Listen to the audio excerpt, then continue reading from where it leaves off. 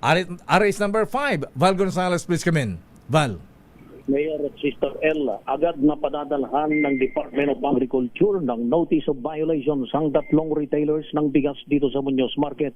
Ito ay kapag napatunayan ng DA na imported na bigas ang ibinebenta nila sa presyong 53 pesos ang kada kilo. Sa isinagawang inspeksyon ng DA at PNP sa Muñoz Market dito sa Quezon City, napansin ni na Agriculture Undersecretary Constante Palabrica at ASEC Michael Garcia ang kahina-hinalang bigas na imported pero mataas ang presyo.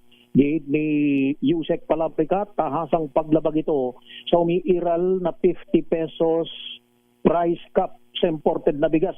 Meron kasing umiiral, Mayor, yung inilabas na executive order ni PBBM na dapat yung imported na bigas ay hindi tataas sa presyong 50 pesos. Ginawa man nitong mga tindera dito na pinaghihinalaan, yung mga imported na bigas na dapat 50, binebenta ng 53 pesos. Ginawang mga localized. Dahil dito, Mayor at Sister L ay kumuha ng samples ang DA para sa ilalim sa rice testing ang bigas sa tanggapan ng DA Bureau of Plant and Industry na pinagdududahan para alamin kung anong quality. Ito'y dahil nga dun sa ilalim ng inilabas na Executive Order 118 ni Pangulong Ferdinand Bongbong Marcos Jr. Mayroong parusang pagkakakulong ang sino mang lalabag dito. Narito at pakinggan natin, panoorin si Undersecretary Palabrica ng Department of Agriculture. Ito'y tinalaga na dapat may price cap tayo, no? 50 pesos sa imported. At kapag ka ito ay na-violate, ay mayroong karampatang parusa tulad ng pagkakakulong ng 1 to 2 years. No? And at the same time, magkakaroon pa ng kaso ang mga nagtitinda ng over and above the price cap ng 50. Kaya kami nandito. Ngayong araw, Mayor, ay lumabas at nagpunta ng iba't ibang mga palengke ang lahat ng mga matataas na opisyales ng DA sa pangungunan nitong si Secretary Francisco Chu Laurel Jr. para dun sa isasagawang o sinasagawang sa bayang inspeksyon kung tumutupad ba ang mga retailer ng bigas sa umiiral na price cap. Si Secretary Francisco Chu Laurel ay nasa Dagonoy Public Market ngayon sa San Andres, Bukid sa lungsod ng Maynila. Ako si Val Gonzales, DZRH, Mayor. Ano ba yung mga imported na bigas? Masasarap ba yan? Japanese rice ba yan? Ayan, yan ba yung bigas na kahit asin lang ang ulam, pwede na? Vietnam, Mayor. Vietnam.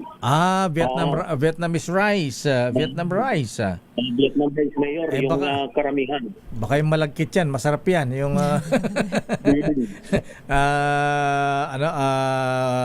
sticky rice. Sticky rice with mango. Ano naman yun sa yun, 'di ba? Sa Thailand. Mango sticky rice. Meron din Thailand rice, pero sa ilalim ng Executive Order 118, hindi dapat ibenta saan man galing yung mga imported rice na yan, hindi dapat tumaas sa 50 pesos. Yung ibang yung mga tusong negosyante binebenta, sinasabi nilang local rice pero hindi nila alam, Mayor at Sister L, eto, yung mga nakikinig, meron hong uri ng equipment ang Bureau of Plant and Industry na dadalhin yung mga bigas, susuriin at makikita kung yun ay imported. Malalaman kung saan ang origin. May ganun na pala ngayon. Wag nang bumili ng Vietnam rice. Sabi ni Victor De Leon Lima, punta na lang tayo sa Vietnam, Lakay. Ayan, sa Danang Beach, sa Danang beachfront, mga hotel, mura pa. Oo, kaya malakas ang tourism nila, Lakay mura. So sa ngayong, Mayor, ay nagpapatuloy yung inspeksyon ng DA dito sa dalawang palengke dito sa Quezon City, isa rito sa Muñoz, isa ron sa bahagi ng Commonwealth, at maging doon sa Marulas, lungsod ng Valenzuela, ay kabilang din doon sa mga palengke na kung saan nagsasagawa ng inspeksyon ang lahat ng mga matataas na opisyales ng DA na sabi ko nga kanina ay lumabas para tunguhin ang mga palengke at ito'y bahagi ng pagproteksyon doon sa mga mamimili na hindi sila mapagsamantala. Pero Val, Anong update sa Sandigan Bayan? 'Di ba nagpiyansa si Senator Jinggoy nung Friday? Si Secretary Manny Bonoan, nag-file na rin ba ng bail? Tsaka yung mga iba pang akusado ron sa sa kaso ng graft? Inabutan namin nung araw ng Biyernes, Mayor, si dating Secretary Manny Bonoan ay nakapaglagat na rin ng piyansa. Nag-bail na rin.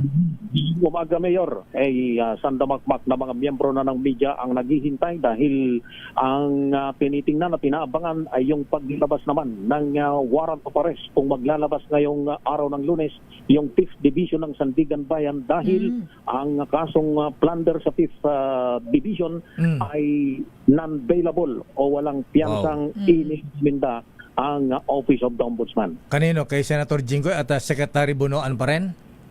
Mayor, at yung iba pa nasangkot dun sa 573 milyong pisong halaga ng umano'y